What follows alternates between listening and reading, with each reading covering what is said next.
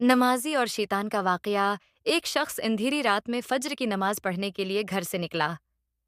اندھیرے کی وجہ سے اسے ٹھوکر لگ گئی اور وہ کیچڑ میں گر گیا۔ کیچڑ سے اٹھ کر وہ گھر واپس آیا اور لباس تبدیل کر کے دوبارہ مسجد کی طرف چل دیا۔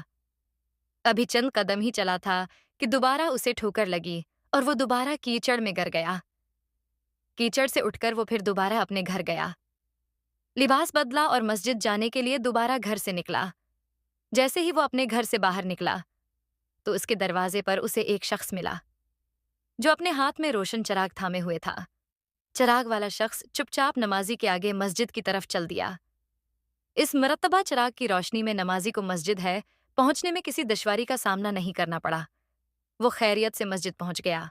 مسجد کے دروازے پر پہنچ کر چراغ والا شخص رک گیا۔ نمازی اسے چھوڑ کر مسجد داخل ہو گیا اور نماز ادا کرنے لگا۔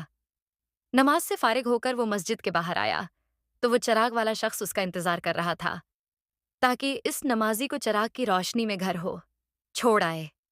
جب نمازی گھر پہنچ گیا تو نمازی نے اجنبی شخص سے پوچھا، آپ کون ہیں؟ اجنبی بولا، سچ بتاؤں تو میں ابلیس ہوں۔ نمازی کی تو حیرت کی انتہا نہ رہی۔ اس اجنبی کی یہ بات سن کر نمازی سوچنے لگا، ابلیس شیطان کیسے مجھے مسجد تک چھوڑ سکتا ہے؟ اس کا کام تو لوگوں کو بہکانا ہے۔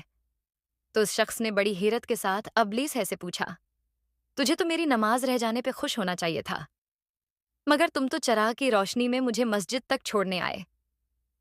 ابلیس نے جواب دیا کہ جب تمہیں پہلی ٹھوکر لگی اور تم لباس تبدیل کر کے مسجد کی طرف پلٹے تو اللہ نے تیرے سارے گناہ معاف فرما دیے۔ جب تمہیں دوسری ٹھوکر لگی تو اللہ نے تمہارے پورے خاندان کو بخش دیا، جس پر مجھے فکر ہوئی کہ اگر اب تمہیں ٹھوکر لگی تو اللہ کہیں تمہارے اس عمل کی بدولت تمہارے سارے گاؤں کی مغفرت نہ فرما دے۔ اس لیے میں چراغ لے کر آیا ہوں کہ تم بغیر گرے مسجد تک پہنچ جاؤ۔ اس شخص نے جیسے ہی یہ بات سنی تو اس نے اللہ کی بارگاہ میں اپنا سر جھکا کر اللہ کا شکر ادا کیا۔ تو دوستو، یہ ہے ہمارے رب کی شان۔ سبحان اللہ،